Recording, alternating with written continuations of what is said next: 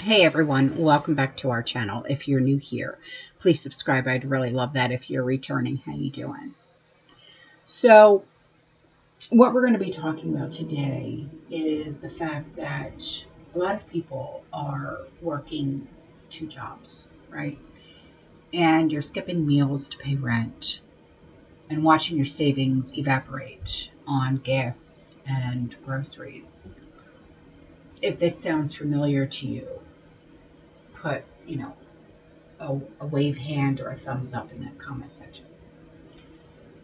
Welcome to 2025 America, where the cost of living isn't just rising, it's cruising the it's crushing the middle class. It seems like the American dream is collapsing under its own weight. And today, I want to break it down with hard data, real stories, no sugarcoating. Because if you're feeling the squeeze, hit the subscribe button and let's talk solutions. And hit the like button too, please. So let's start with the facts. September 2025, the consumer price index rose 3% year over year, above the Fed's 2% target, and sticky as ever, right? Food prices up 3.2% from last year, with staples like eggs and bread hitting wallets hard. Housing, yeah. Shelter costs jumped like 4.4% in 2024 alone, and rent, it's absurd. Okay, right in like the Sunbelt states like Florida, 50% higher than pre-pandemic levels. Okay, but it's not just prices; it's the gap. Okay, and you're like, the gap? What? Okay, wages are barely keeping up, with like 73% of workers reporting financial stress in the wage crisis of 2025. Two-thirds of Americans, that's like 67%, live paycheck to paycheck, up 4% from last year. So where's the consumer confidence, right? It's tanked to recession era lows, which is lower than the 2008 crash. Then we have the SNAP crisis, right? The benefits, right? Nobody's getting their food stamps for the month of November and possibly even for December, possibly. And it's because the government is shut down, okay? This isn't hyperbole. It's slow motion collapse, where everyday people like you, like me, we are going to pay the price for policy whiplash. And it's also for unchecked corporate greed. Okay. This isn't abstract by any means. Okay. It's personal. So there's someone by the name of Sarah from Ohio. She's a single mom. She's skipping meals to cover $1,500 rent. It's doubled since 2020. Or how about Javier in Texas? Okay. Juggling gig work while gas prices spike 4.1% a month. Now on social media, you hear the stories, right? People are venting. It's crazy. One person, is blasting the invasion and inflation under weak leadership, while another calls out the inhumanity of cutting aid amid the crisis. And experts, they weigh in, right? You have the economist, his name is Keith Spencer. He calls it a perfect storm of stagnant wages and rising costs hitting all income levels. The Atlantic has dubbed it the everything recession. Jobless rates climbing to 4.3%, middle class debt is exploding, no relief in sight. Even the IMF warns that food prices stay elevated, hammering poorer households hardest. Now, is this collapse?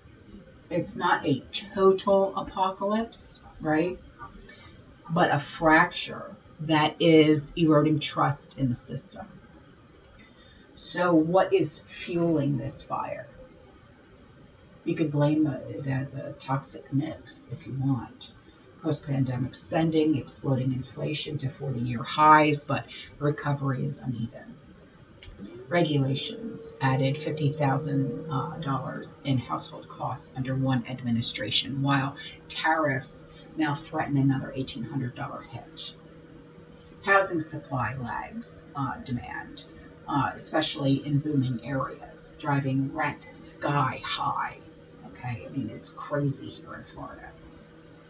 Wages up 65% since the year 2000. Yeah, that's great. But housing costs soared 118%. Healthcare another 200%.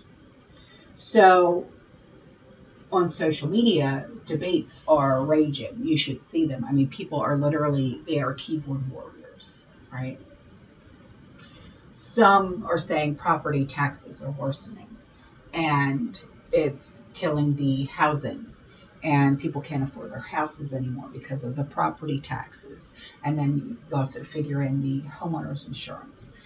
That's killing us too, you know. And yeah, I know. I mean, we pay between the two $4,000 a year. Okay. Others are blaming endless spending and weak borders. Experts are saying that you can point to corporate power imbalances, forcing families into debt just to eat.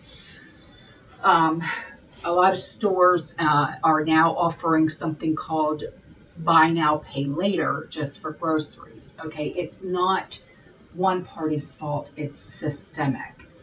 Boom bust cycles, breeding instability. And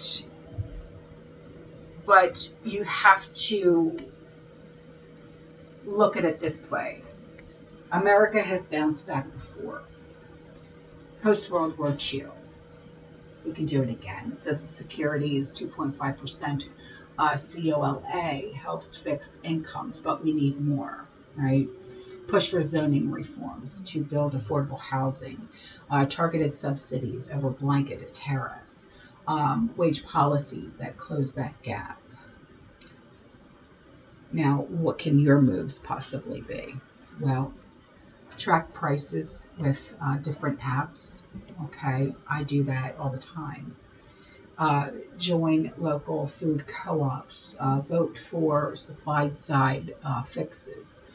Some experts are saying that diversifying supply chains and investing in green energy, which I'm not for that, but this is what they're saying, could ease food and fuel cost long term.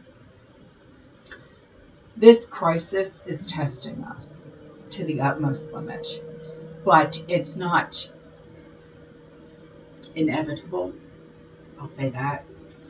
It's fixable with collective will. America's cost of living crisis is real. It's raging, but it's not the end. It's a wake-up call, that's for darn sure. So, what is your story? How is it hitting you? Right? Are you having to make that decision where are you going to pay the electric bill or put food on the table this month? You know, because that is a story that I've heard time and time again. And I know I've been there before. So believe me, you know, it's not an easy road to go down. And especially with the holidays right around the corner, you're going to feel that pinch even more. And for those of us that are on food stamps, you know, you're just like, I can't even feed myself and my kids today. What about Thanksgiving? What about Christmas dinner? What about this? What about that? You know, and believe me, I get it. I understand. For those that are working and receive food stamps, believe me, I hear you. Okay.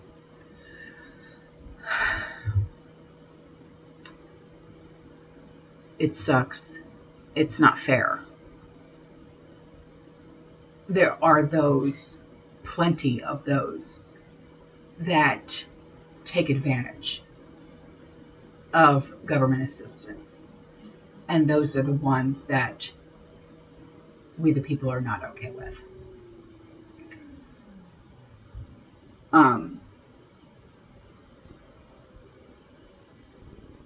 I know of a phlebotomist who works and who raises a family who gets food stamps. And I was just like, this is ridiculous. She is a medical professional. And she has to be on food stamps. She's a medical professional. What? And I was just like, my God, this is not okay. It's not okay. For those of us that work our tails off and need that government assistance, I am so sorry that you are going through this.